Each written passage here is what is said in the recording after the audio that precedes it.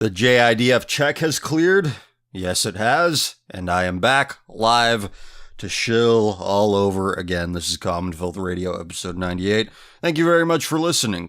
And the fun doesn't stop here. Common Filth Extra, episode 27 is available now on Bandcamp. My Bandcamp page is commonfilthradio.bandcamp.com. And on this episode of Common Filth Extra, I talk about the next level of polyamory, which is just a fancy college-educated word for whoring. That is available for just $1. And it is, it's worth it if you want to hear just how delusional and depraved these people can really be. Polyamory. The new word they've come up for it is relationship anarchy. And for other Common Filth related appearances this week, I was on the Matt Forney live stream over on his YouTube channel. The link to that is below. It's a YouTube link. Check it out. It's good stuff. And I just noticed that the Report of the Week, Review Bra, put out a 3-hour podcast, and I don't think that's the first one he's done. Should I start doing 3-hour shows? That would be crazy. I don't think I could pull that off. Maybe I could do a 3-hour show on relationship anarchy, which I just found out is a thing in the last week. I did, again, Common Filth Extra, episode 27 about it. And yeah, polyamory, a college-educated word for being a slut. For being a whore, for being a whore, an unpaid whore, really. I mean, even prostitutes have more street smarts than these people who are, who agree to be a part of these quote-unquote relationships. And it's only college-educated people with, if you gave them an IQ test, they would test pretty highly. Which is why we shouldn't take so much stock in IQ. I mean, sure, you could tell somebody's pretty stupid if they have like an 80 IQ, but if they have a 110, 120 IQ, I don't know. At that point, your skills of rationalizing your own nonsense, your own treacherous behavior, it becomes greater. Your power to rationalize the nonsense you do as, well, it's not wrong because X, Y, Z. I'm beginning to think there is an IQ sweet spot, and above a certain threshold of IQ, I'm not sure what that threshold is, you become dumber. Yeah, I mean, for all intents and purposes, you become really, really stupid. Socially retarded, spiritually retarded, you lose all street smarts, common sense, because your ability to rationalize is greater. And the depravity and deviancy and bizarre novel behavior is, I don't think it's ever been as strange as it is now, at least amongst the common people. Because I understand among the elites, they have the money, that they can avoid worldly temporal retribution for the horrible things they do, because they have the money, but you're starting to see it now more than ever amongst the common people. Hence the name of the inspiration of the channel's name. I don't see the common people behaving any better than what the elites do. I don't. And here's an example of it. Here's an example of above room temperature IQ rationalizing terrible behavior. And I'm beginning to expand the scope of what I document here. I join these niche groups, youth culture groups, what I call youth culture. Now, I'm not going to name names or anything here, but for example, this is from a Facebook group, and this is from somebody, I don't know who they are. This is what they put out there in public, relatively public, in front of thousands of people. They told this story here, and it begins like this. Terrible, sad, funny relationship thread. Tell me your guy's relationship story, and this is where his relationship story comes in. Get ready now. I dated a trap who wanted to get married. He became so emotionally attached that it became really sad. I end up shutting things off because he got controlling, but I still think of it, and it makes me feel pity. So you look, this isn't love. This isn't fun. This isn't anything this isn't anything good that you rationalize it as. What we just read here is a story about two young people who have agreed with their handlers, opinions, indoctrination techniques, sexuality, they agree with their handlers. Either their parents, their school administrators, teachers, whoever is overseeing their care, these kids agree with them. And these kids agree that there is no inherent shame in using your body outside of its intended purpose. It is okay. There's nothing wrong with using your body in a dysfunctional way.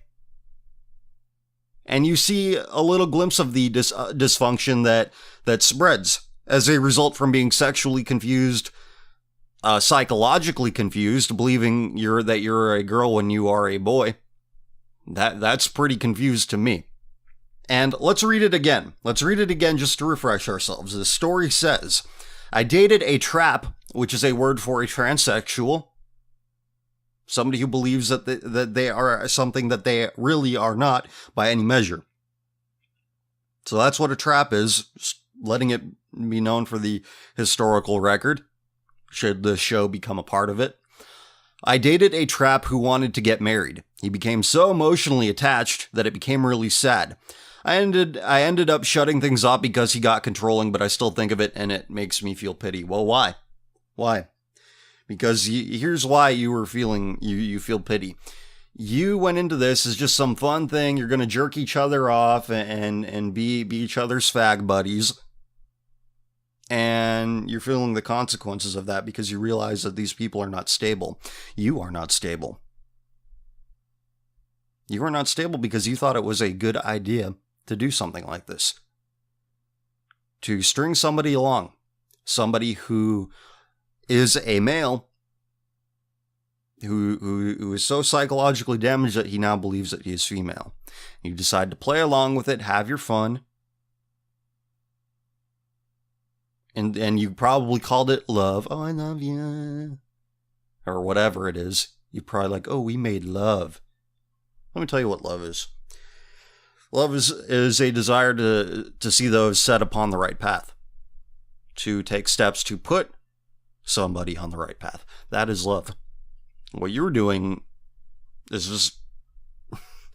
Is there a word for it? Hate seems a little bit too on the nose, too contrary. Apathetic? That's certainly a part of it. Apathy. That's a part of this equation that we see here. This mangled, screwed up situation. There's no love here. There's no improvement. There is no sense of right and wrong. There's no putting your fellow man on the right path. None of that. It's just, oh, you're making me feel uncomfortable now because of the thing I did. I guess I'm gonna stop jerking you off now, and you're gonna stop jerking me off. That's all this is about. Because what does dating mean in newspeak? In young people language, what does dating mean? It just means they're making each other come. That's all it means. A YouGov poll conducted not too long ago said that 54% of British youth, I think from 16 to 24, something like that. The age range, it's fuzzy, but I do know that the poll they conducted said 54% of British youth have queered off with each other, have engaged in the Sodomite act. 54%. Let's extrapolate that over the rest of the Anglosphere, the rest of the English-speaking world. I think that number would still hold up. Because you see stories like this every day if you belong to these. They're basically blog groups. And I document it. You see, you know your culture is dying. You know that you belong to a dying people when they direct their urge to give life, their ability to give life, because let's establish what sexuality is for, what sexual impulses are for. They're to give life. You can create life in no other way. Egg, sperm, equals baby. Can't happen any other way. So in other words, the function of your sexual organ is to create life, make babies, continue the species. You find this in every species. This will to life. Every creature has an inborn instinct to create replicas of themselves. And in humans, and many other species, but let's just focus on us, we know how we replicate. We know how we create replicas of ourselves. To use your sexual organs and impulses on that which does not reciprocate life, that which is biologically incompatible with you, if that's what your urge is, you are dysfunctional. Your mind is not in operating order. I don't care how well you hide it, you are still dysfunctional, you are broken, and you need repair. And when you operate something that is broken, that needs to be repaired, you don't fix it by continuing to operate it. You need to fix your car, it's not going to fix itself by you driving it.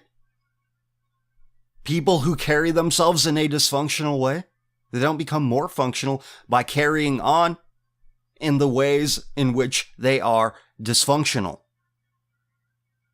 Especially in the way their ability to give life, to perpetuate the species, to create replicas of themselves, is directed. Any culture that celebrates this dysfunctional way in which life-giving abilities are directed is not long for this world. We all know this by now. Dysfunction begets more dysfunction. We carry on in our broken way, celebrating dysfunction, celebrating brokenness, convincing ourselves that's the only thing that matters because, as we know, people who direct their life-giving ability towards that which is biologically incompatible, we know that they are the biggest megalomaniacs on the planet, as we're about to find out in a minute here. So they fight tooth and nail to preserve their right, whatever the hell that means, whatever their fucked up definition of right is, or they're distracting themselves with it if they already have the right to do it. Hedonists don't really care about too much other than their own pleasure. The barbarians hear about that, the barbarians who eventually find the gates which contain the hedonists. Word gets around. The barbarians hear about it. They go, oh shit, spoils of war. Let's get some. The barbarians at the gate, they make their way to the gate, and eventually they break through. Now, whose fault is it? Whose fault is it? Is it the barbarians' fault? No. What else are they going to do? It's our fault. It's our fault for distracting ourselves with this shit. For tolerating that which is intolerable. And what happens? Go back to Genesis. God destroys a civilization for doing what I just described, or we create our own albatross that eventually destroys us, and justifiably so. This morsel was sent to me from FWIDY. Thank you. And the caption is, Greg, homophobia is Jewish. Johnson is spamming his homo mafia shit all over. Repulsive. And Greg says, all sex is disgusting when you think about it. What kind of creator made sex organs double as sewer pipes? To which I said, the anus is not a sex organ, Greg. Look what happens when the Sodomite is confronted with the reality of their defining feature. Notice how he reacts. He deflects by saying, you evil cishet breeders, you're just as gross as us. And this brings to attention one of the worst kept secrets of the deviant community. They hate you. They hate you. You who are interested in the opposite sex. Because your loyalty is to your family, not to our natural elite, like the Sodomite likes to think of themselves. This is why I find the notion that homosexuals help nationalist movements so laughable. The homosexual represents the antithesis of a nation. Because a nation is nothing more than an extrapolation of the family. But they do a great job at fooling young men into thinking that they're actually doing something. I don't know, I must be missing something here. Because I had some dipshit in my comments, in one of the comments on my video saying, like, life would be boring without homos. And it wasn't like a normal person magnet like the Vine marathons are. It wasn't in one of those videos. Not lying to you, this is what somebody put on one of my videos. That life would be boring without homosexuals. Another sign of a dead, dying, dead on the vine person. A member of a dead, dying on the vine, dead on the vine already culture. Subhumans who believe that life is only for the sake of their own pleasure, their own amusement. This is what they view life as. Which describes the conduct of the Sodomite pretty accurately. It makes sense now why the Sodomite occupies such rarefied air in dying societies. And we focus on the evil, evil people who take advantage of the subsequent weakness. The weakness caused by this mentality. And here's another example of Sodomite megalomania. And this, I'm not going to name names here because it could very well be an impersonation, but the shoe fits. So I'm not going to name names, but this is what it says. This was also sent to me by somebody. I can't find out who, so I apologize.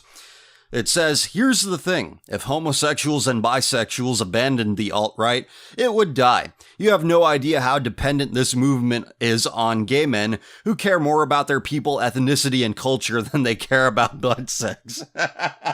And yet you won't give it up. It means so much to you, yet you won't stop doing this very clearly self-destructive thing by which you identify yourself. So this is an example of Sodomite psychosis, Sodomite megalomania. And it's also wrong because this would imply your movement isn't already dead. Can't be alive if you're dead inside. If you are soulless, spiritually detached, you're dead now, and come November, the corpse will start to smell pretty badly. And no, that's not an election prediction, because it's fucked either way. And no, that is not an election prediction. That's just the bed they've decided to lay in. So let them do whatever sick shit they do while they're there. Because all those people telling them to stop, they won't listen. So there's only so much you can do. Time to take a break. Be back in a moment. From Fox5DC.com. Sexual assault linked to Pokemon game. Athens Clark County Police said a man was sexually assaulted by a stranger while playing the Pokemon game, Pokemon Go. Police said the assault happened Tuesday at 4:30 in the morning when the 24-year-old victim was sitting in his car in a parking lot behind a gaming store on Gaines School Road. Police said that the suspect approached the victim and started asking about the popular gaming app that is sweeping the country since it was first released July 6th. He was approached by an unknown male. The male began asking if he was playing the game. The male reached out and touched the victim in the inner thigh, and he started asking him sexual questions. Hey, he's just engaged in a love ritual. That's how they love each other, and it's the same as your love. Oh, you like Pokemon? And it's 4:30 in the morning? I'm gonna rape you. In Soviet America, man rapes men. The victim said he did not call the police because the suspect had his hand in his pocket the entire time, and the victim feared it was a gun. Athens Clark County Police said they have a lead on the man. Anyone with information is asked to call investigators. Well, you already know what I'm going to say about the nature of this crime and the nature of the people who would commit this crime. I would like to use this opportunity to talk about Pokemon Go instead. And not specifically Pokemon Go, but what it uses for its gameplay. Augmented reality. Placing objects in real-world situations that aren't actually there. That only appear to be there because of the software used. Camera plus whatever they're using to create 3D objects in real-life spaces, or at least portrayals of real-life spaces through the camera lens. Here's another headline regarding Pokemon Go. It says, madness as rare Pokemon appears in park. The real world is apparently not interesting enough or is unbearable to deal with on its own. In the minds of the people playing this game. In the minds of people going crazy because they found a legendary Pokemon. I find the term augmented reality, virtual reality, very misleading because it's not reality. What augmented reality and what virtual reality are creating, it's still very clearly fantasy. But how we name these things are how we use these things. We are using them as a surrogate existence. Virtual reality. Augmented reality. I was listening to some guys talking about virtual reality and how we need to give it a try and how awesome it is. And they're talking about how they would like to see virtual reality used so that they could recreate the experiences they had growing up. Because their lives are so unbearably shitty now, apparently. And look, I believe them. They're having a hard time. A lot of people are. Everybody struggles. Everybody. No, I don't think anybody's really doing it well right now. Even the elites, even people with all of their comforts met, every material need taken care of, they are still plagued by doubt. Existential doubt. Which is why you see them putting so much money into immortality research. What are they so afraid of? Why are they afraid to die? And why are the common people so afraid to move on? They're constantly looking back at the past and saying, God, it was so much better back then. Rather than moving on and creating something that is bearable in the present or creating new things they can look back on. I don't see how living in a fantasy world and treating it as a surrogate reality is healthy. I don't. And you see this in more subtle ways and not just with devices like Oculus Rift or with Pokemon Go. You see all these people who are real into politics cosplaying as a parliamentarian. I've talked about this before. Or you see grown men who post on Twitter, who create their Twitter personas, and their profile pictures are of illustrated girls, anime girls. It's not healthy. Living in a fantasy world, creating this strange fantasy world for yourself, is unhealthy. The remedy for this ailment, I say, vaya con Dios. And they call me a Christ cuck. They call me all sorts of nasty things. So, I guess they deserve their misery if they aren't going to listen.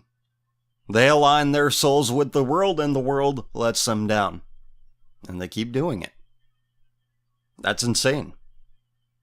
To count on the world and the people in it to do good is insane and will only lead to misery. And they'll never be delivered from it in their surrogate realities. At best, it's a palliative. And it seems like palliatives, that's all we want. And we don't want to be cured. What was that Onion headline? Keep the country comfortable before it dies. Let me look that up so I can get it right.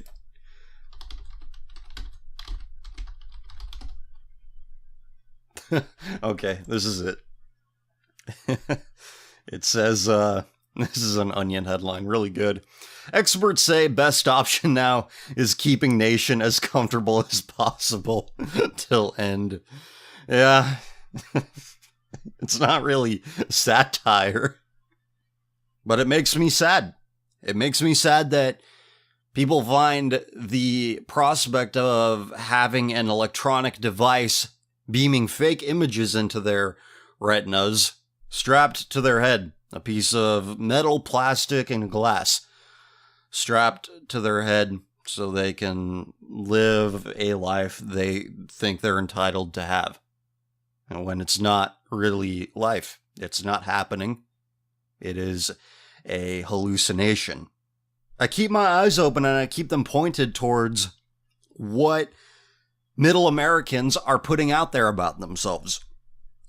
What people from flyover country are putting out about themselves. Flyover country, if you're not from America, a lot of you are not. Flyover country is the middle of America, like the literal middle. Anything that exists outside of the coast, like inland, that's what people on the coasts call flyover country, because the only reason you'd ever be close to that region of America, the only reason why you'd come close to that part of the America is if you're flying from one coast to the other. That's what they think. That's what a lot of Americans think, and it's really sad. But I think that's where a lot of real life happens. I mean, it certainly real life happens in higher concentrations of population, but there's real stuff happening everywhere. Real stuff happening in places a lot of Americans dismiss as just flyover hicks, or if you claim to be a part of the right wing, you call them flyover country cucks. Yeah, real nice. The people who live in a place that that demographically reflects a place you want to live in, you call cucks. So I guess in a roundabout way, diversity really is our strength, huh? According to your metric. This place is 95% white, but they're a bunch of cucks. Yeah, what does that say about white people? Doesn't that undermine your entire goal? Your entire narrative? But I'm getting off track here. There's a lot that happens in middle America, the back roads where real people actually live. And it's upsetting. In small towns, you see drug abuse, wayward youth, no direction, no spiritual guide. So they live for vaping and VR. Like that one piece we read about the Bernie Sanders supporter some weeks ago. But in ordinary places, you're finding drug abuse. People talking about how to take acid the right way. Acid dynamics. Psychedelic dynamics. All these IQ points, and they're using them to figure out the best way to take drugs. In ordinary places, you find people who sodomize members of their same sex. Except apparently it's different because the member of that same sex is pretending to be a broad. You know, and they share this story in a public forum without a trace of shame. I'm not making any of this up.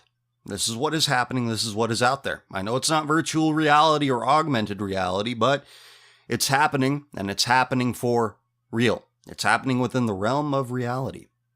These aren't apocalyptic visions of the future. They are assessments of the present. Here's another one. 15-year-old male feeling jealous of females. Hi, I'm a 15-year-old male living in Australia. Now again, what did I tell you about the English-speaking world? Australia. Recently, in the past few months, I'd start to see women I like and admire, be it in real life or television, and start feeling jealous like, why can't I be like her, or why can't that be me? It's not just harmless admiration. It's reached an unhealthy point where I resent my gender and feel bursts of sadness because I'm not a woman. For example, I'd be watching interviews with an actress I really like and be, damn, she's so beautiful and compassionate. Why couldn't I be like that? And just like I said, when it reaches a point where you consciously resent your gender, it's not harmless anymore. I don't know what to do at this point where I turn corners and see a female and feel jealous, or watch a TV show with a beautiful and strong female character and wish I could be that. Does anyone have any advice with how to deal with it? Thanks. This comes from the Ask Transgender subreddit, which has 28,456 readers. Again, I believe that Reddit is still a top 50 website on the entire internet. Top 50 as in most visited websites.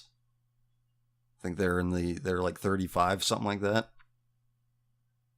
What you see here is, it's masturbatory. I don't know how else to describe it.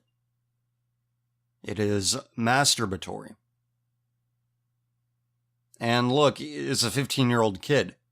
How could he be anything else? He's a maggot. And our culture, the culture of English-speaking nations, wants to keep them there. Wants to keep boys like this in that neotenous maggot stage where they look at a girl and they don't say, wow, she is fit to nurture the next generation. She is fit to progress the species from point A to point B, or from point B to point C, whatever.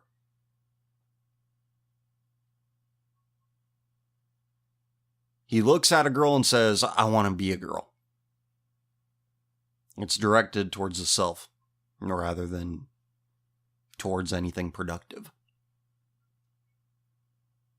Unfortunately for this kid, the English-speaking world, its God, is the homosexual and the transgendered. Those who succumb to their confusion, those who wish to stay in that neotenous state of confusion. They want to remain human maggots. In an era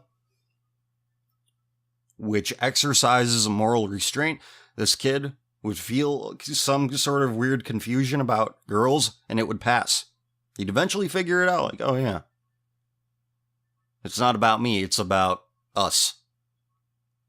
It's about she has something unique, I have something unique, and we're complementary. We'll nurture the next generation together using our set of skills, our inherent set of skills that work best when they are put together. Man, woman, and child. That's the way it works. That's the way it needs to work. That's the only way it can work. But unfortunately, the English-speaking world is all too eager to turn its children, who are confused, over to the homosexual and the transgender, who very curiously prey exclusively on confused young people. Strange, I know. It's just a coincidence that they prey on young people, and they focus mostly on young people, focus mostly on indoctrinating young people, brainwashing them, convincing them that this path of death is valid and equal, and hey, it might even be superior. The comments we read earlier reflect their perceptions of their own superiority. Homosexuals and transgenders believe that they are gods. I've proven this over and over again. Over the long term, this is what they reveal themselves to be. Autotheists. So this child, this 15-year-old boy, will not emerge from his confusion better, wiser, and functional. He will stay there for the rest of his life because we want him to. The English-speaking world wants him to. And it's not just the English-speaking world. The Teutonics, the Scandinavians, the Nordics, same thing. Same thing. And speaking of children, those of you who watched AFK episode 3 asked about the kid in that video. I found it on YouTube. You're all asking, like, what's he smoking in it? He's smoking synthetic marijuana. Which, from what I understand, I don't really know too much about drugs, but from what I understand, it's dangerous. Synthetic marijuana is pretty dangerous. So that's what he was smoking. That's what he put a video out of himself. That's how he portrayed himself to the world. Somebody who smokes synthetic marijuana out of an empty 2-liter bottle. What else? Transgender woman arrested in voyeurism incident at Idaho Target. This wouldn't happen, they said. No, real trans people don't do that. Real trans people don't do that. Trans people don't do that at all. Last time I interacted with anybody on Facebook, last time I interacted with the average idiot, who I'm somehow associated with through mutual friends, I showed them a PDF full of all these documented incidents of transgenders, transsexuals preying on people in public restrooms. And they said, you know what they said? Those aren't real trannies. They're just cross-dressers. Keep moving those goalposts. So now that it's happened in the post-gender binary reflected in public restrooms era, well, what's it going to be now? What's the excuse going to be now? Is this just a cross-dresser? Is this just a cross-dresser too? So an Idaho man, this is from Fox News, an Idaho man who told police he identifies as a woman was arrested Tuesday after allegedly taking photos of a woman in a Target fitting room, officials said. And that happened in middle America too. We're in Idaho.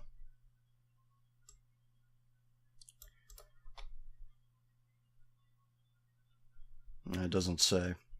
So what have we covered on this show? Several forms of sexual predation, the megalomania of sexual deviance, drug abuse, cocooning in fantasy land.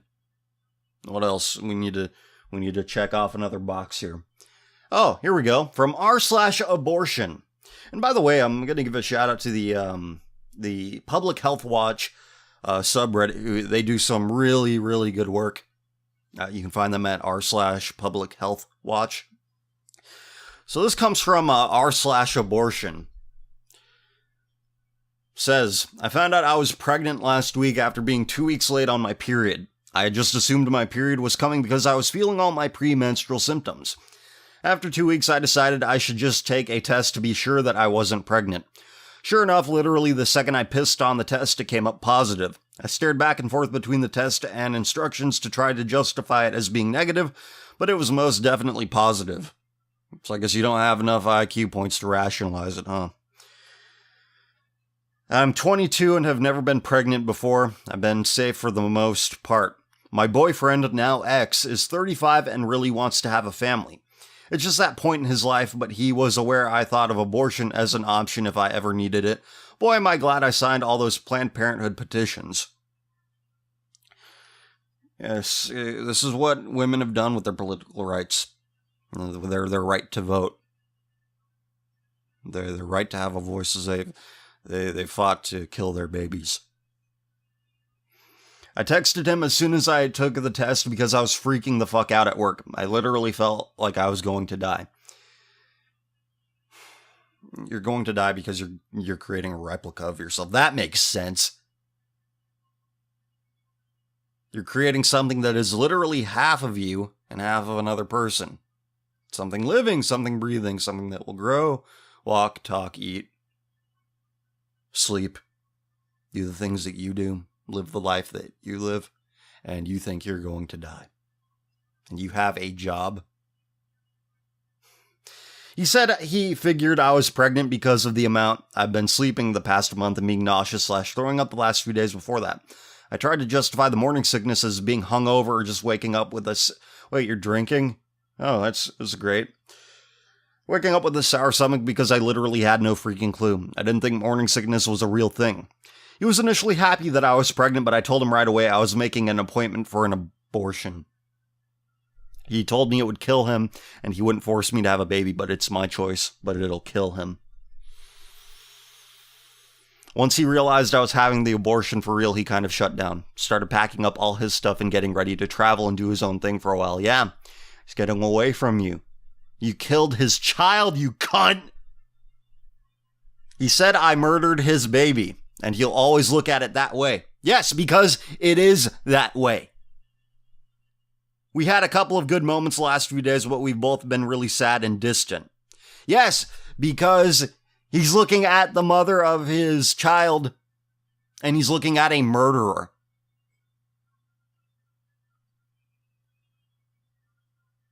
He told me he would stick around for the few days following the abortion because I decided to go the pill route. Today was the day of my appointment. I woke up pretty early this morning to the sound of him going out. It's not uncommon. He usually takes his dog for a walk and I sleep in with my dog, but I heard him wake up, get up, and leave within a minute, which is unusual. He didn't even use the bathroom or make coffee. He knew my appointment was at 12:40 and just didn't want to see me, I guess. He hasn't been supportive at all. He never asked me if I was okay when I was in the bathroom puking all fucking morning or asking me if I needed anything. Oh, you're about to kill his child. And he should be worried about you puking. Fuck you. For 2 days, I had morning sickness all day, and I worked during those days also. So to be sick in the morning all day and then at night, and come home and be around someone who doesn't even give a shit is kind of like I don't even have a word to describe how that... I need to stop before I yell. You are about to kill this man's child. And you're bitching that he doesn't give a shit that you're puking.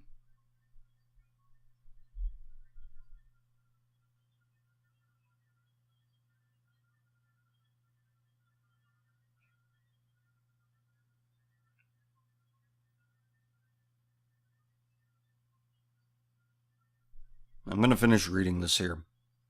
I don't want to. I'm going to read the comments as well and the responses. I don't want to, but it needs to be documented. So, where did I leave off? Okay, this cunt continues to say, I went to Planned Parenthood at noon. The staff were all incredibly kind and understanding. Found out I have a tilted uterus. Who knew? Ex-boyfriend didn't even text me to check up on me. The appointment was about 2 hours, which I told him it would be, and then I stopped by work and opened a shipment that came in before heading back home. I was at work for 2 hours and he still didn't text me to see if I was at least still breathing. How can you be this delusional? How can you be this psychotic? How can you be this disconnected from reality? You're going to kill this man's child. You're going to kill that which represents the start of the family he desires. And you're boo-hoo-hooing on Reddit because he didn't check up on you.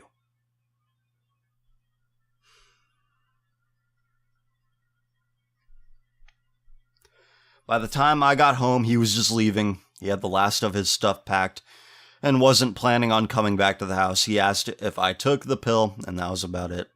This is really long, I guess, and I'm just feeling sorry for myself and having a pity party, but holy shit, do I feel abandoned.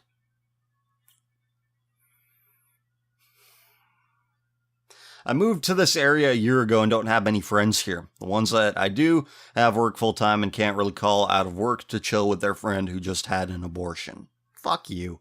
Fuck you. Fuck you.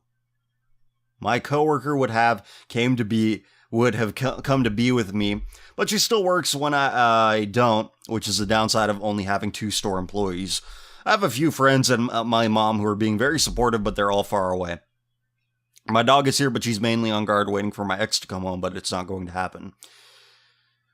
You're prattling on about the dumb minutia of your living situation, your social life, when you just killed your child.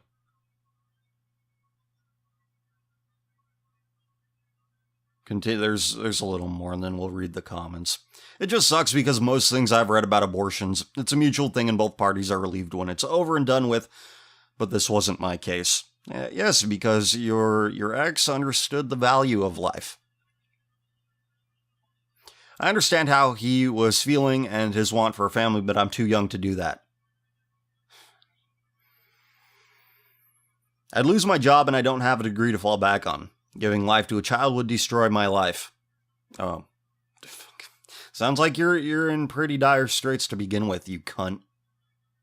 By making the decision to not have the child, my life got turned upside down anyway. I feel like I lost anyway. Good. You deserve worse than what you have. And I hope you get it.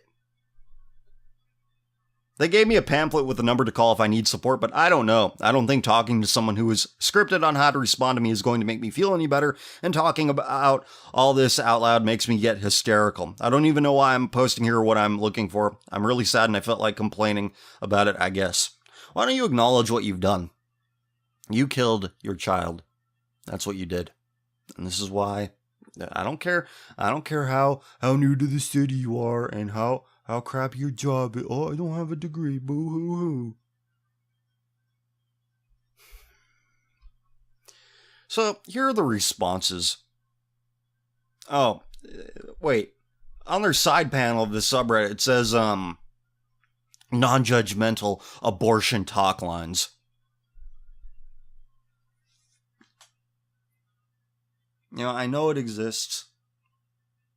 I know that there are people out there, but to have a direct line into the mind of infant killers,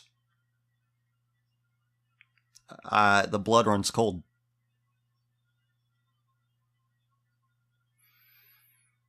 It is. So here are the responses. If the BF can't be bothered to support you at a time like this, then you're better off without that negativity in your life. You did what was right for you at this time, and we're here if you need to talk. You're worried about his negativity. Oh, I think killing babies is pretty negative. But apparently not as negative as your boyfriend not supporting your decision to kill his child.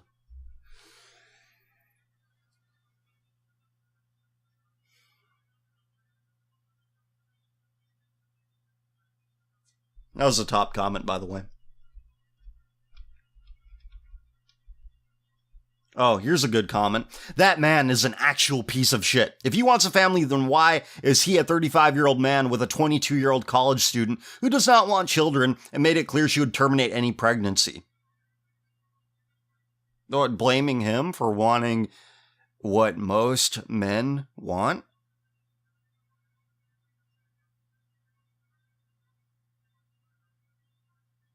Alternatively, let's look at the other side of this. What about this woman who has infanticide in her heart, and yet she's remaining with some 35-year-old guy who wants children, who doesn't want to kill his own children? So what was the benefit for her? If this is a deal breaker, why was she still staying in this arrangement? Because she's a reprobate whore whose god is money? That could be an answer. I mean, maybe this guy, maybe he's not as successful as other 35-year-olds, but I imagine he's earning a little bit more than this 22-year-old maggot. So I'm going to read the rest of this comment in full without interruption now. That man is an actual piece of shit, that man being this woman's boyfriend. This woman's ex-boyfriend. Ex-boyfriend because she killed his child. That man is an actual piece of shit. If he wants a family, then why is he a 35-year-old man with a 22-year-old college student who does not want children and made it clear she would terminate any pregnancy? Then to make it out like this is all your fault and you're doing something bad to him is downright abusive. That's called gaslighting. I'm so sorry for what you're going through. Silver lining. He showed his true colors early so you can move on to the relationship and support you deserve.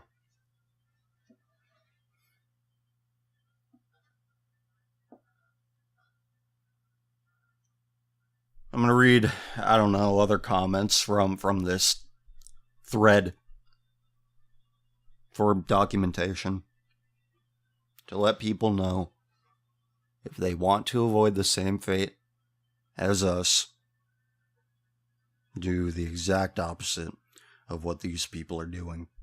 And again, this is another comment in response to the abortion story. I will try not to interrupt. This dipshit says, you did the same thing when I found out I was pregnant. I took 3 extra tests just to make sure because I refused to believe it was true. I was the same age as you when I got pregnant as well. My ex was 7 years older than me. I went numb at that moment and my ex kind of pushed everything. I remember the phone being handed to me. I remember making the call. I remember the day of and it taking it so long for one stupid pill. I was 8 weeks. I didn't want kids, but it was still a terrible situation to go through. My guy didn't want kids either, but he was emotionally abusive, telling me that we could have kept it if we had been engaged. I'm glad there's adoption. They're a bunch of old people, Old as in no longer reproductively viable. A bunch of old couples who are like, oh, just a job, school, no kids. A bunch of old people are like, oh shit, we missed out on that. Let's adopt some kids. Older people with money. Older people who could compensate you for the adoption. But no, I don't want to have a kid. My life. My 22-year-old life, that's so important. You know, only in the most sick, flatlining societies is something like this possible. That a not insignificant portion of the women within it, they find it easier to have their children ripped from their wombs. They find that easier than being judged.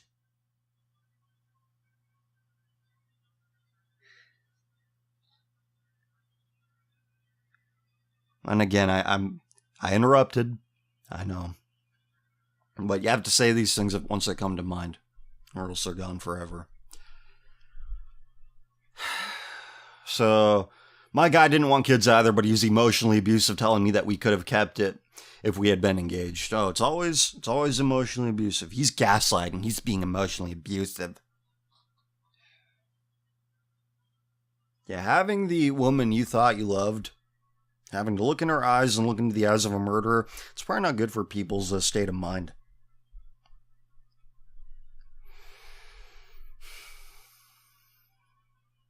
So, I'll read the comment. There's a long comment. I'm glad the staff was kind to you. I think my view of them was skewed due to my own emotional state and feeling alone. I didn't have the issue of the ex not being there, but he might as well have not have been in there. He couldn't come in, I was alone.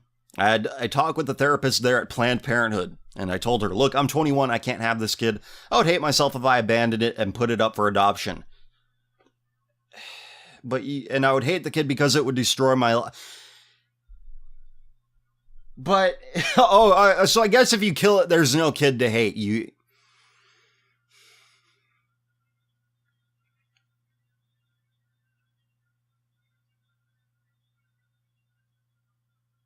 The amount of disgust I feel cannot be put into words. This is why I'm silent. This is why I'm going silent when I'm trying to find the words. But I guess it speaks for itself. If you have a heartbeat, if you have a soul, and you're listening to this, I hope you can make it. I hope you're feeling the same way I do. So she continues, it destroys you mentally either way, if you want it or not. Understand it is your body dealing with the messed up biochemistry of being pregnant to not being pregnant. It's good, yeah, maybe you should just stay pregnant and let your body adjust. It is going to suck, you'll be stronger and you will move forward. I remember I couldn't tell my family because they were very Christian and my ex was a sociopath who couldn't understand my pain. What about his pain? His pain of the woman he loves being a murderer. But no, yours is the only one that matters. I still think about the kid and the what ifs. It's normal, but don't dwell. I remember flipping out on some grocery store clerks who were trash talking a girl who was pregnant in their school. I just turned to one of the guys and told him he needed to shut the fuck up and that he has no idea what she was going through and maybe, well, you don't know what she's going through either. If she's actually having the kid, you dumb fuck. And maybe he should just work on focusing on his job instead of being a dick. They were in shock and I held it together until I got outside. I cried. Did you tell them about the part where you were pregnant and you killed your baby? Tell them that. It's been 7 years and I still think it was the best choice for a shitty situation. I'm not attached to that guy and neither are you. Be thankful that you avoided a connection like that with a guy who won't even have the nerve to be there for you at such an important time. Feel free to PM me on here. Why would you want... Again, I'm not repeating myself anymore. They think that not being there for somebody is a worse offense than killing a child. You know what? Western civilization deserves everything and more that it is currently receiving. As you sow, so shall you reap. The wages of sin is death. And I am back. I am recording this a day after the previous segment, which was unplanned, by the way. I saw the title of that thread. I read it. It was very difficult to read. And that's it. That's all. It was very difficult. It made me feel very bad. And it put me in a bad mood. I didn't want to answer comments and questions in such a mood. So here I am again, about to answer your questions and comments on the question and comment thread for episode 98 on the Common Filth subreddit, reddit.com/r/commonfilth. And we have here, it says, "Hi CF, I wasn't sure if you had ever seen this paste bin regarding trannies, but I found it very thought-provoking and it made me realize a lot about the condition of the transsexual." And this is pretty long. It is however many words. Yeah, it's, how many lines of text do we have here? It's 149,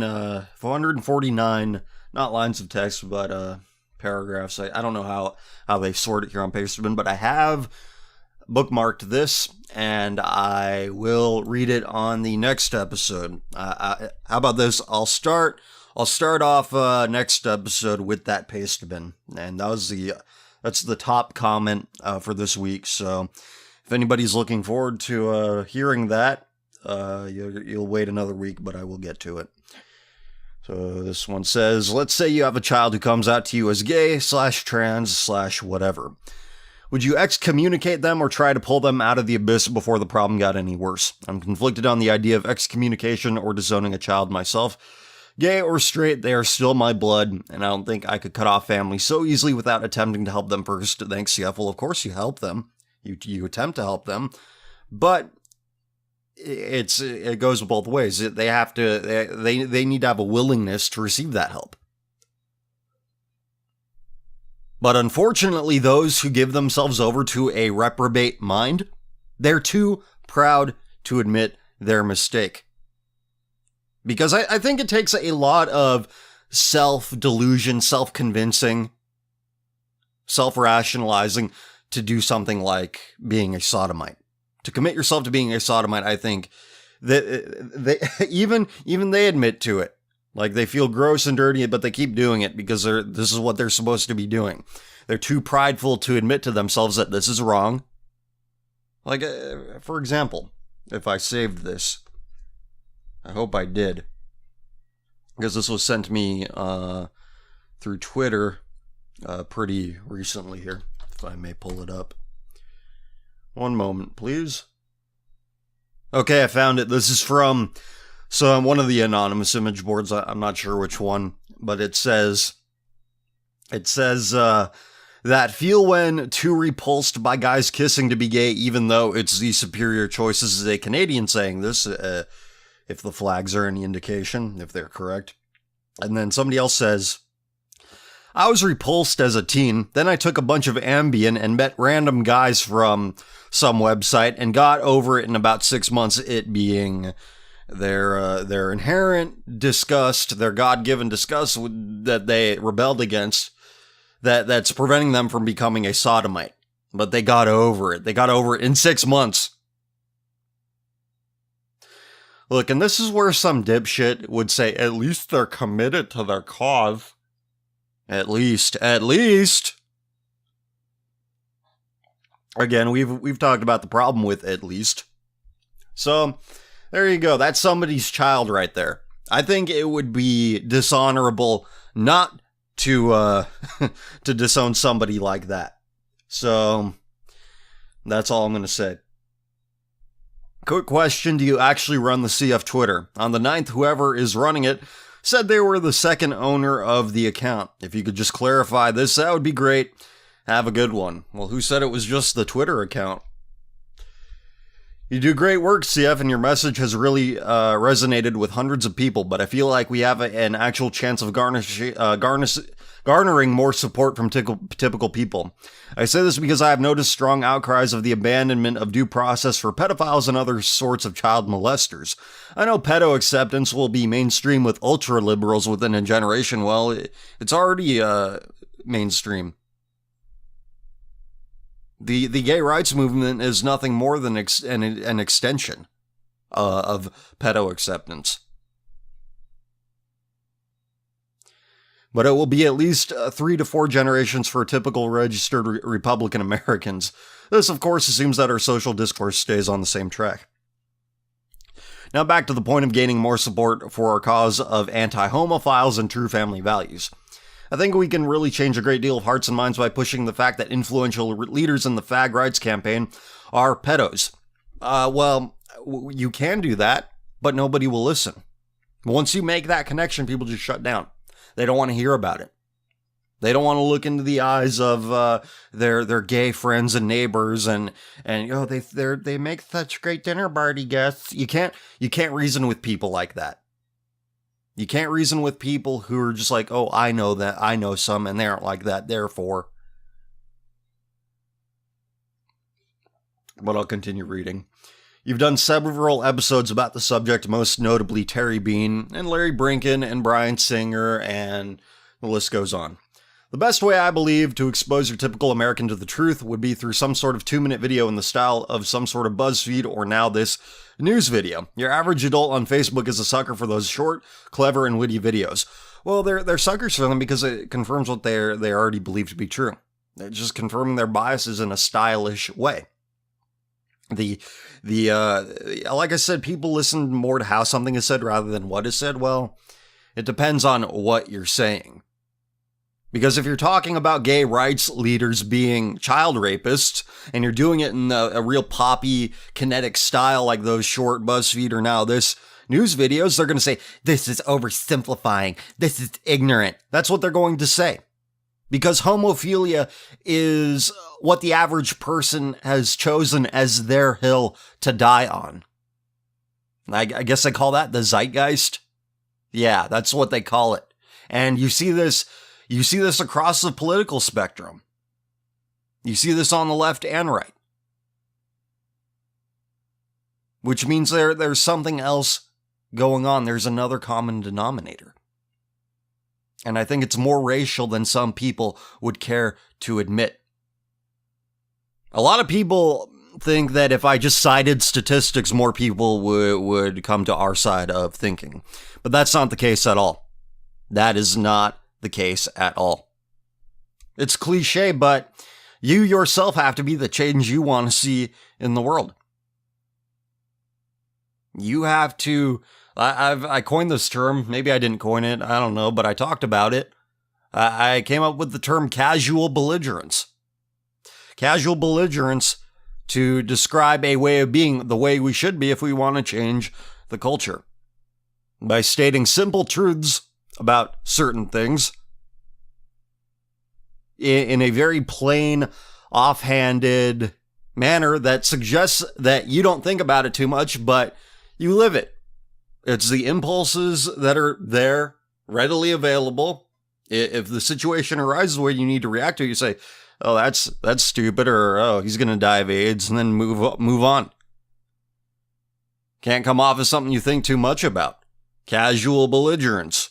And I say casual belligerence because the act of belligerence will be all in their mind. Like, wait, how can anybody think that? It's the current year. Oh my God. And that'll plant the seed of doubt. Whether it grows is up to them. So it's not going to happen with like, oh, here's bullet points. Here's cool videos. Those videos are for the already converted. Those BuzzFeed Now This news videos, those are for the converts. It's nothing more than boosting morale for their base that already exists, not necessarily creating a new one. Hey, CF, your new series of videos, AFK, reminds me a lot of another video producer known as Nobody TM. The video style is very similar and you base them around common themes, mainly sexual degeneracy. Here's one of his videos if you are interested. I know all about Nobody TM, and on the Nobody TM website, my work isn't mentioned by name, so thank you, Nobody TM, for enjoying what I do. Also, in the previous episode, you mentioned the difference between the deforestation of the Dominican Republic and Haiti. That was discussed on another YouTube channel, Geography Now. Do you watch those videos? I have watched Nobody TM in the past, but I still do follow Nobody TM from time to time. And but Geography Now, no, I don't follow Geography Now. I ask mainly because you talked about diversifying your video watching, and just diversifying the topics of interest in general. It doesn't have to be videos. It doesn't have to be videos at all. It doesn't have to be YouTube at all. But, you know, I like YouTube. There's a lot of cool stuff on YouTube. Anyway, thanks for your work. You've convinced me that I should probably convert to Christianity at some point because of it. Keep it up.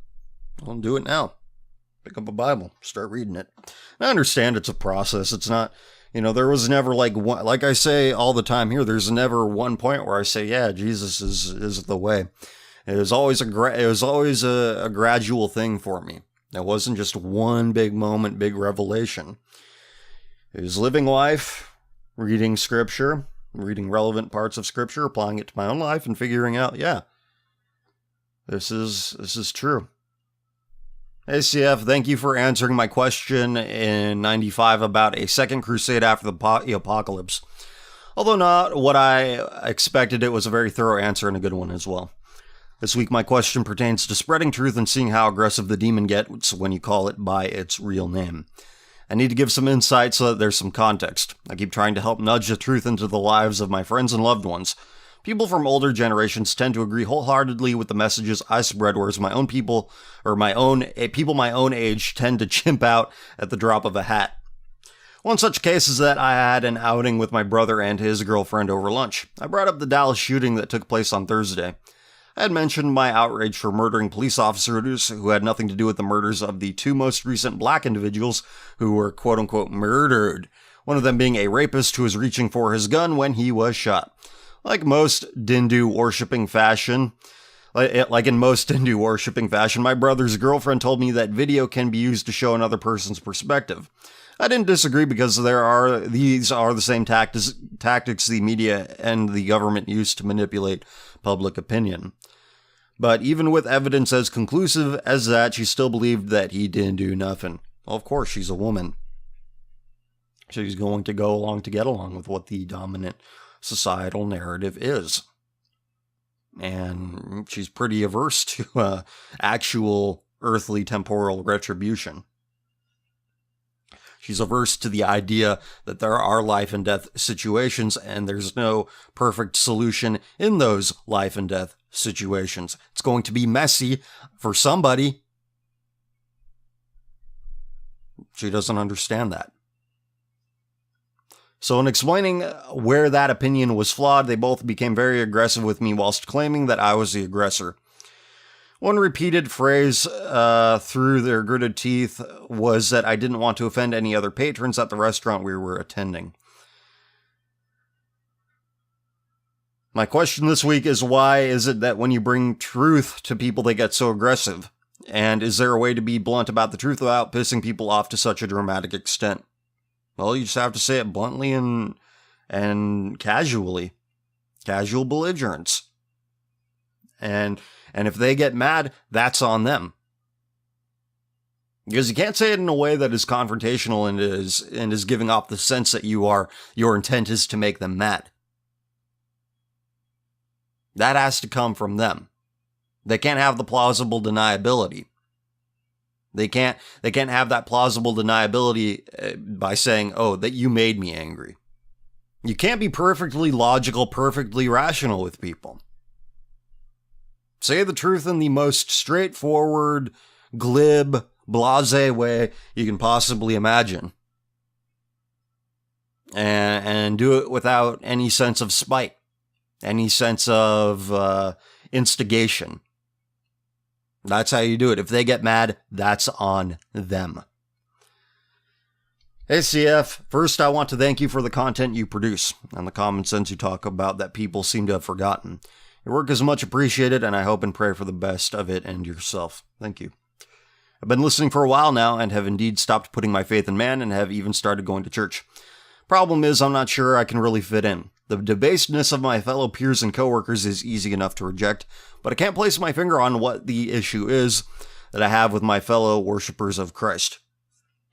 They are dedicated and loyal Christians, putting God at the center of their lives, but it almost feels like they are naive to the world, or just seem a little too passive, obsessed. I can't think of a word to describe it, but I just don't see the same kind of fight or outrage at what's happening in the world that I thought a God-fearing people would feel. What are your thoughts? Do I just have an axe to grind, or is this the feminized Christianity I've heard mentioned before? I don't think it's any of that. I think it's misplaced expectations. I doubt that these people never feel any exasperation at what the world promotes, at what they interact with in the world. I'm sure they do feel that stuff. I'm sure they do feel that way, those emotions. And maybe they don't feel equipped to fight. They feel equipped to armor themselves, to protect themselves with the shield of God, not necessarily with the sword. And I think that's what you're seeing. They say, I'm not equipped to fight these battles. I'm going to trust God to fight them for me through others who are, crazy enough to do it, crazy enough to call demons by their correct name, to diagnose what is wrong with the world, correctly identifying worldly things and telling people why they're wrong. Because it's hard. It's difficult to see common culturally accepted behavior and see it for what it is. So the people you're describing here, I think, are either exhausted or humble enough to admit that they are powerless against the children of Satan, for lack of a better term. Perhaps you could call them sheep in the biblical sense, not in the nasty, spiteful, you are sheeple kind of way. These are people who need to be guided. They don't think too much about anything other than where their shepherd is leading them. And if they stray, bring them back on the path. But while they're on the path, don't keep reminding them, look what could have happened to you. Some people don't deal well with that. And I'm going to read the comment. This is a good comment that was left in response to your question here. As Christians, we are supposed to be wise unto that which is good and simple concerning evil, Romans 16:19. We're supposed to be less concerned about worldly troubles than unbelievers because we know there is something greater. This is why we don't give ourselves over to worldly pleasures and instead rein ourselves in, because we realize that we were created to serve a higher cause. The church is not meant to be a place to learn about or discuss worldly things like an episode of Common Filth. It's meant to be a sanctuary from the world's insanity. We will not help anyone by getting angry at those who are not saved or by being frustrated with sinners. We are all sinners and we all fall short of the glory of God. If we say that we have no sin, we deceive ourselves. 1 John 1:8. Despite this, Jesus loved us and forgave our sin. In the same way, we should love these so-called degenerates with a true love, not one that is code for cum or submission, but one that doesn't put up with their bullshit. And if they repent, forgive them. Our goal is to pull them out of the fire. Jude 1:21-25. We are to keep ourselves unspotted from the world, James 1:27. And you should condemn degenerates, but it is also important to present the Christian lifestyle as an alternative to their death style. A lifestyle you can put your faith in, a lifestyle in which there is salvation. This is the best way to save sinners because deep down, no matter how much they try to hide it, they are very troubled people and they know they won't find salvation in their sin. Show them the path to salvation as a Christian. Ye are the light of the world, Matthew 5:14. Don't know if this helps at all. Turned into a bit of a rant on some things I've been thinking about. I would honestly suggest talking to your pastor about how you feel, but if it turns out your church has been corrupted, by all means find another. Good comment. One that fills in the gaps included in anything I may have said in response before that. Is the face reveal a running joke? I have a lot of false rumors I start about myself to identify how stupid some people are, how treacherous some people are, and just how false their priorities are. A lot of people, they know I'm right and it hurts them because their pride is tied up in what I am attacking or what I have attacked. So they dismiss it. They protect their egos by dismissing me as a spick. Their racial hatred blinds them to the truth, which is why they say that they believe the false rumor I started about myself about being Hispanic.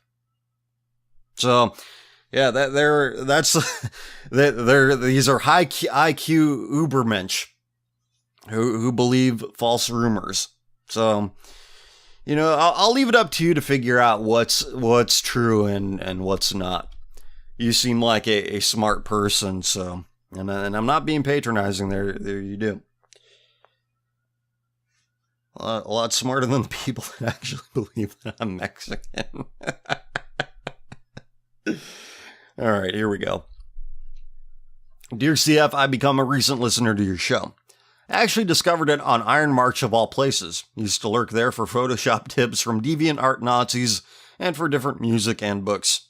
I have a big audience from Iron March, and they're good people. It reminded me of when I used to do my own internet safari. However, you added a Christian perspective and your show is more than just laughing at degenerates. Thank you for your hard work. You're a brave man. Your show reinvigorated my morbid curiosity and I chose to observe scum once again. To my horror, I found a transsexual who looked eerily similar to a good friend of mine. Their posts were similar to comments they made to me when I was once a degenerate, and thus I only offered the feeble advice of, don't do anything permanent, you might regret it if it's just a phase. When now I've realized that detransitioning the brain is just as hard as the body.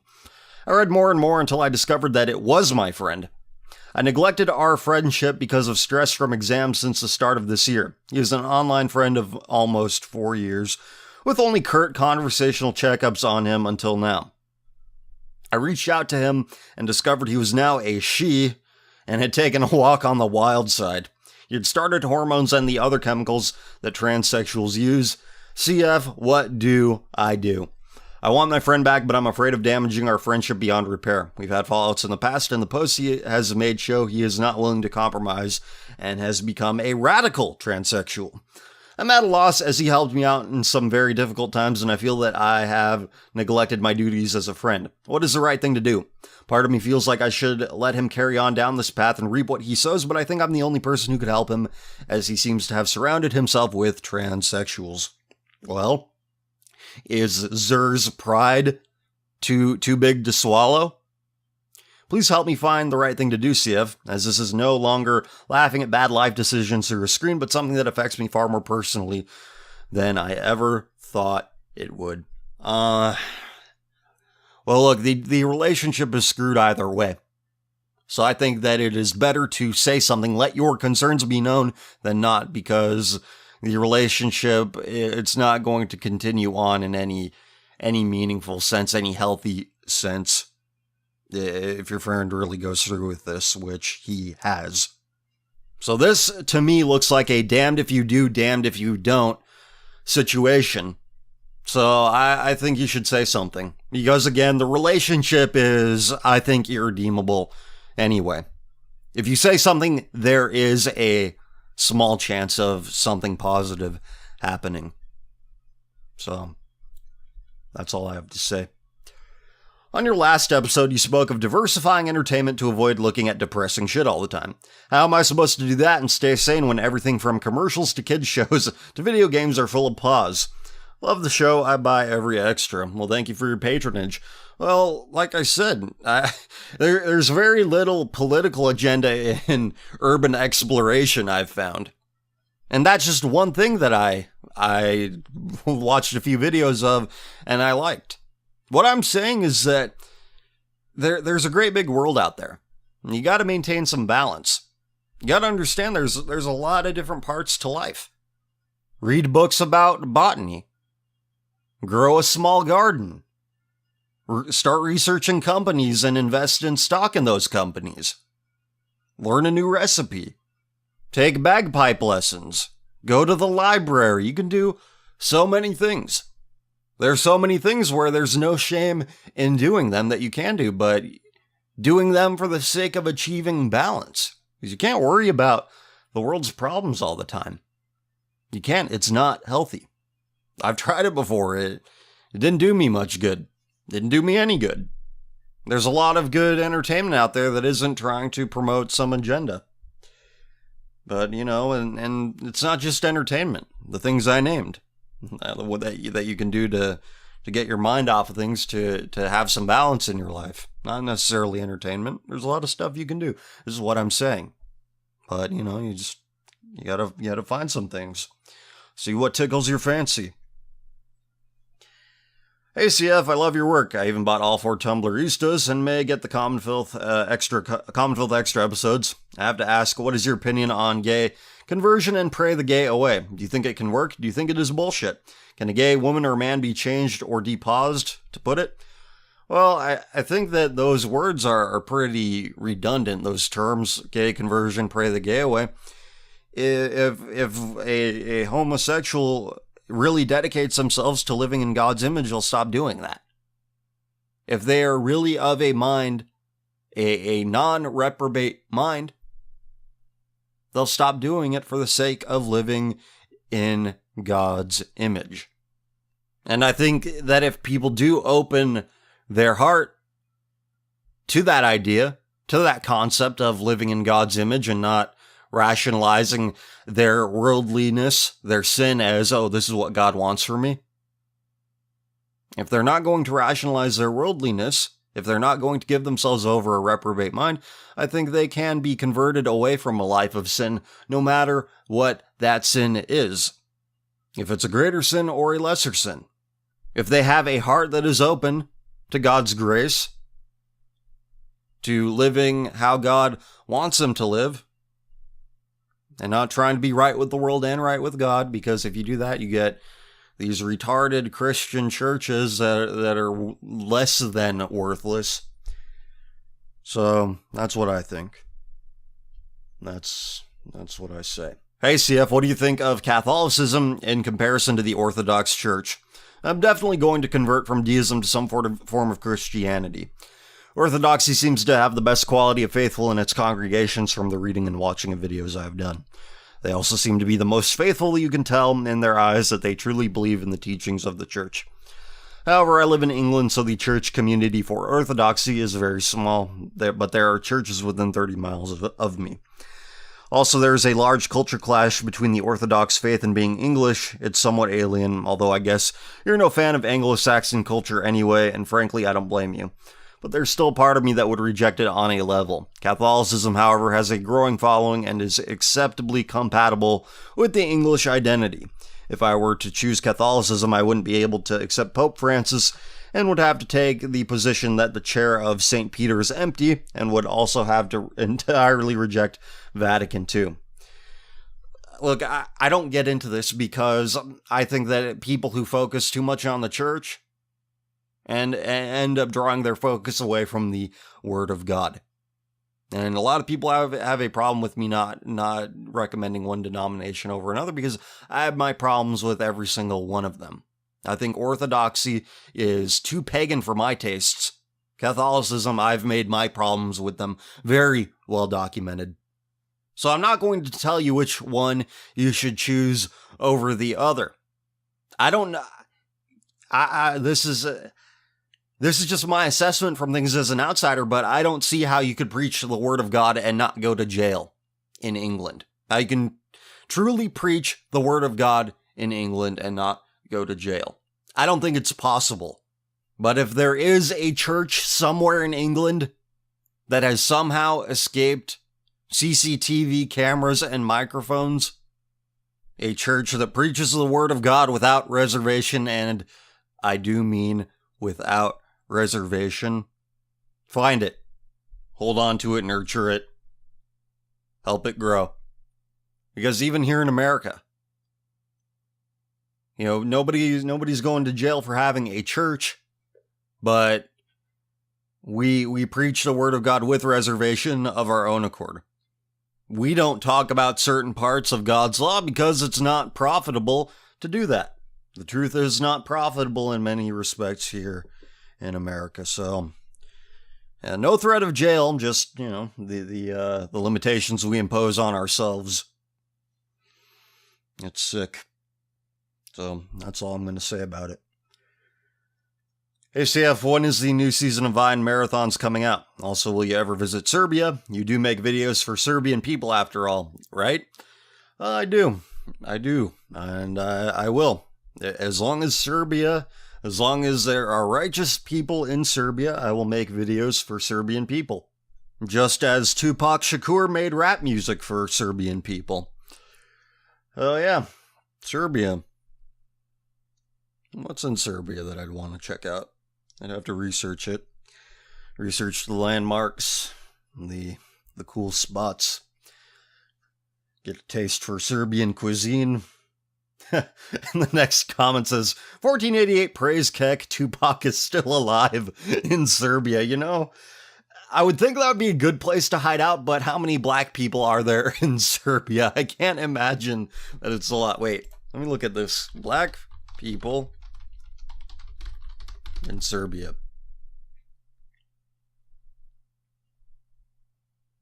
A black American in Serbia. Serbia and Serbian people are amazing.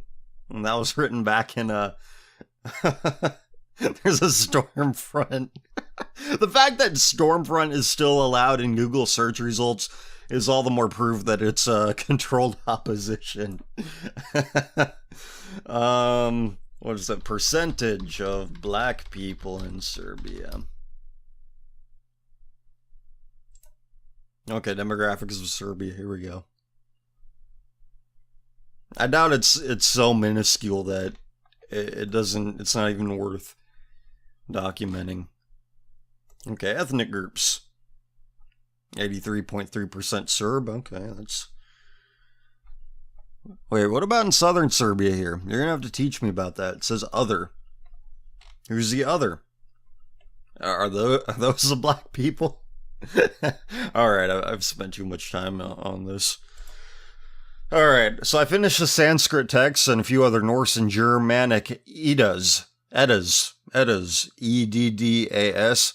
Lord, how low they have fallen. I decided to start off with the Old Testament. I stopped at Jericho.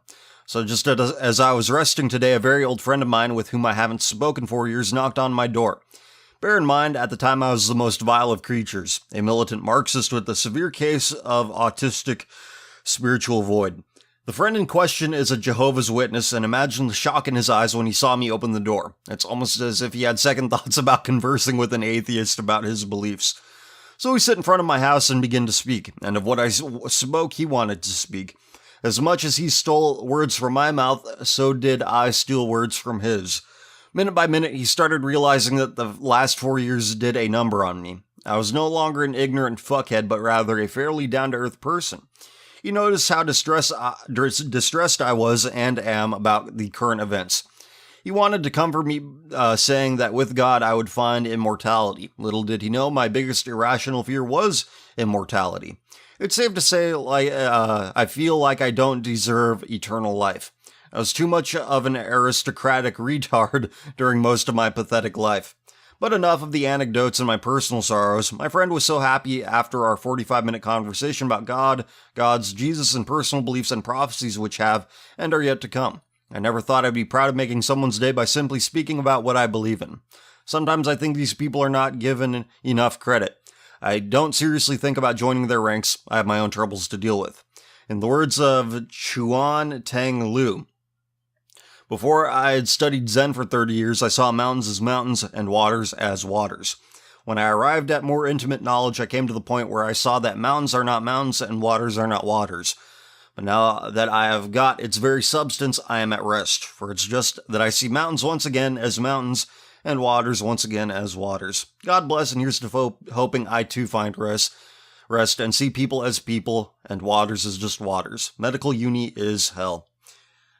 Well, you're doing far more rigorous work than I'm doing right now. So, and you say that your biggest irrational fear is immortality. That you say, I'm gonna read that again. You said, it's safe to say I feel like I don't deserve eternal life. I don't think that's true at all. Those who are repentant before the Lord, those who humble themselves before the Lord, they are worthy of it. And you're already halfway there. You're already repentant. I think you should finish the job. And that's a great story. In that moment when you opened your door and you saw your friend that you'd been estranged from for nearly a half decade, in that moment, he knew how bad you were, you knew how bad you were, yet in that 45-minute period where you talked to each other, you tied up that loose end very nicely. You being a reprobate degenerate is no longer the last image your friend has in his mind of you. And I'm sure you can agree that is a blessing. So thank you for your comment. Hey CF, I was wondering what your thoughts on Freemasonry were. I've been trying to find some godly friends and I haven't had no real luck. All the churches around me aren't to my liking and the people who've attended them just don't seem that dedicated to Christendom to my liking. But I realize there's a Freemason lodge very close to where I live and I'm considering joining them. My grandfather was the most Christ-loving person I've ever met. And he also happened to be a Freemason. So maybe I'd meet men very similar to his likeness. My only problem is that they are of rather occult origins and that higher-ranking Masons practice rather strange occult stuff, and I'm not sure if that would be okay as a Christian. Thanks, CF, and God bless. I know nothing about Freemasonry and secret societies, but occult stuff, that doesn't sound so good to me. And, maybe your grandfather was a Christ-loving person. I have no reason to doubt you. I'm sure he's a very good man. But if that's your only sample size of Freemasons, well, it's pretty limited. And what I do know about Freemasonry is that it's not explicitly biblical. If it were, it would be a church, but it's not. And it's not a sin to be a part of an organization that is not explicitly biblical, but they can't be your God. So I don't know. I don't know about the Masons, to be honest with you, but I'm glad your grandfather was a good man. It's good to hear. Yes, I've discovered your channel through a link posted on Poll. I could watch any episode of Tumblristas again and again. Although I'm not a Christian man, check your prefixlage, I appreciate the spiritual teachings of Christianity. One message in particular. So the person who knows what is right to do and fails to do it, for him it is sin, still resonates within me. I believe promiscuity to be a sin. My neighbor, the single mother, is, if anything, a shining example of this. However, I find it difficult to see monogamous homosexual couples in a negative light. A family friend of mine is in a relationship with a partner of the same sex. He has been successful in his field of work and they both live a happy and humble life.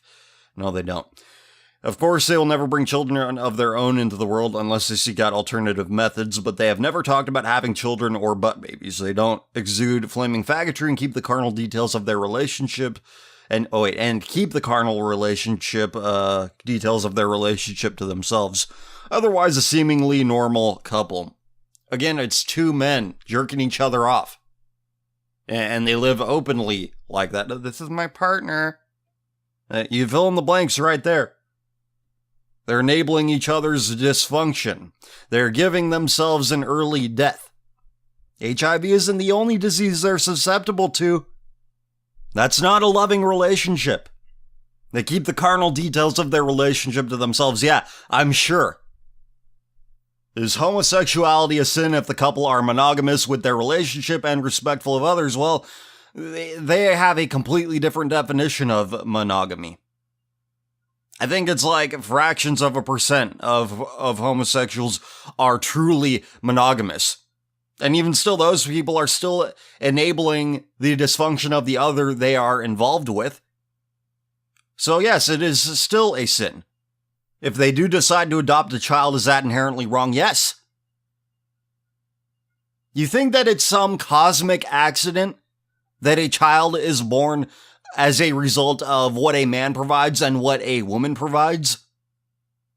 With respect to their reproductive systems interacting with each other? Sperm from the man, egg from the woman. You think that's a cosmic accident? Because you see, As a child, your first connection with humanity, your first connection with the world around you is with your parents. It is in the home that you learn how to interact with men and you learn how to interact with women. It is in the home where you learn how to be a man if you are a boy and you learn how to be a woman if you are a girl. And this is information that can only be learned in a true home, in an actual home. Mother, father, child. Here's the hypothetical I can't find a clear answer on, prefacing with sexual attraction is not the bedrock of a stable relationship, but it helps keep it together. Here's a man finds himself only attracted to other men. He tries to pursue a stable relationship with a woman, but finds the sexual part of the relationship troublesome on his part. Man goes out to seek guidance from spiritual practitioners, priests, rabbis, witch doctors, etc. Man finds he can't pray the gay away. What is to become of this man? Who said anything about praying the gay away? If he only man, the individual himself, can dedicate himself to living in God's image. Living by God's intended purpose. This can't come from a priest, a rabbi, or a witch doctor. It can only come from the man himself. He has to decide, am I going to give myself over to this reprobate mind? Or am I going to live within God's image? So, if he makes the decision to not live in God's image, what is to become of this man? Well, observe the life your average Sodomite leads. Abuse, confusion, disease. The Bible says the wages of sin is death. And defying God's law and living that life of sin, Sodomites prove it more than anybody else. And this comment says, finishes with, there are homosexuals or bloopity-bloop sexuals that claim to be this way purely for attention or lack of a decent moral grounding. But I find it hard to believe that every gay person is a sex-driven mess unworthy of respect and friendship. Well, they are worthy of respect and friendship if they are repentant for their sins. Are all homosexuals homosexual because of an internal instability? Yes. What is the purpose of sexual arousal? What is that signaling? I'm ready to make babies. I'm ready to create replicas of myself. And what do? They direct that sexual impulse towards that which cannot do that, which has no chance of doing that. That is a dysfunction. That is what you call an internal instability. I don't care how much they limit it, or rather what we perceive as comparative limitations. A heroin junkie is still a heroin junkie, even if he shows up to work on time. To use another example of dysfunction. How can we know something like this without any doubt? Well, I just explained it to you. Would love to hear your thoughts on upstanding butt pirates. And there's another thing that annoys me about the present state of the internet right wing. They defend the indefensible, yet still use epithets as a means to maintain plausible deniability. Hey CF, what's your opinion on ARGs like the one used in the promotion of no love, deep web, etc.? I find them sort of hollow when used for advertising, but neat as storytelling methods. I've toyed with the idea of doing an ARG. I don't know, it never went anywhere, but I'm not opposed to it. Nothing else to say, really. Dear Common Filth, I am writing to you seriously today. I try my best to be a good Christian. I pray, I do everything I can, but I have urges. Gay ones. I'm not gay, I love women, and I've never did anything, but the more I repress these urges, the worse they get. I don't know what to do. I'm trying to stop this. I don't know if it's all the gay propaganda or the things in movies. I pray to God that it stops. What can I do? Stop watching pornography, for one. Stop doing this stuff in isolation, because seems to be the case every time. You get bored. You've masturbated to everything under the sun. Now you're like, I need something harder. I need something with a little more potency. And the only thing you can think of is, I got to queer off now. That's the nature of addiction. You just keep going to progressively lower depths. And that's what it is. I don't know what to do. They weren't here before I got a shot recently. Maybe that did it. I don't know. Any advice would be appreciated. What? So you got a vaccine now, you're autistic?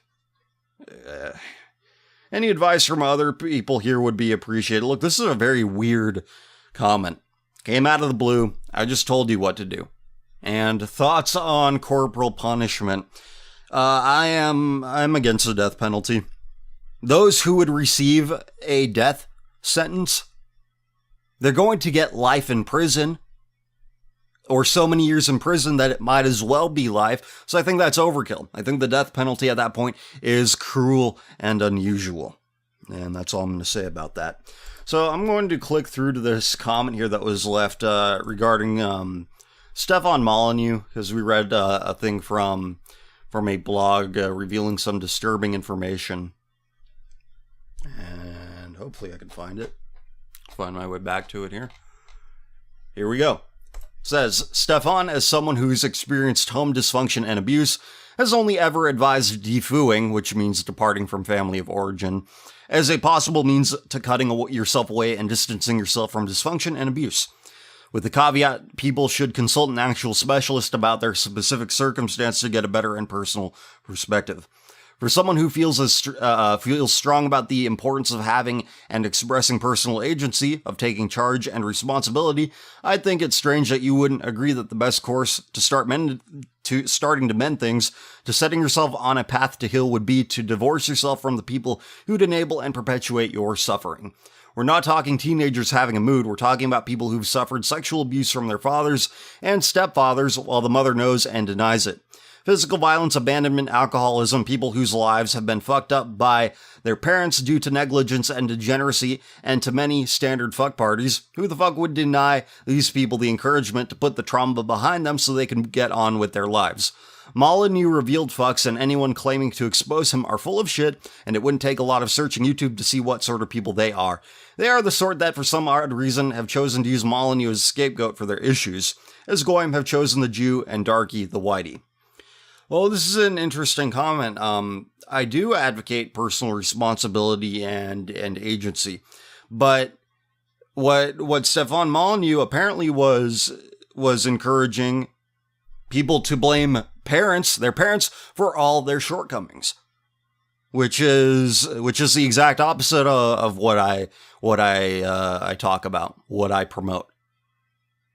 That's not taking responsibility for your actions. Now, obviously, if we're talking about very severe abuse, like alcoholism, sexual abuse, things that you have named, if you come from that, get away from it. Absolutely. I 100%, 1000% agree. I couldn't agree more.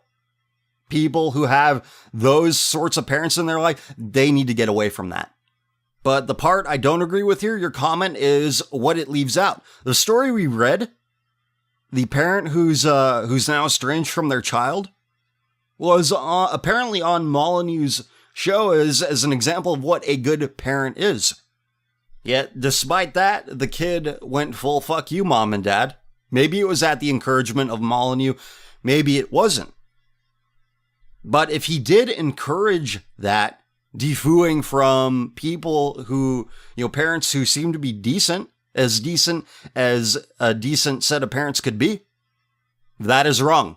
And maybe since from what I understand, he has a young child now himself, maybe he has more perspective now. Maybe he's not doing that so much anymore, but it's still disturbing. It still disturbed me enough to talk about. And I'm not directly involved with families whose children have defooed. And I feel stupid for saying that, but it is what it is. So that's all I'm going to say on the subject, and that's all I'm going to say for this edition of Common Filth Radio. Thank you very much for listening. Place God's word above man's. Talk to you later.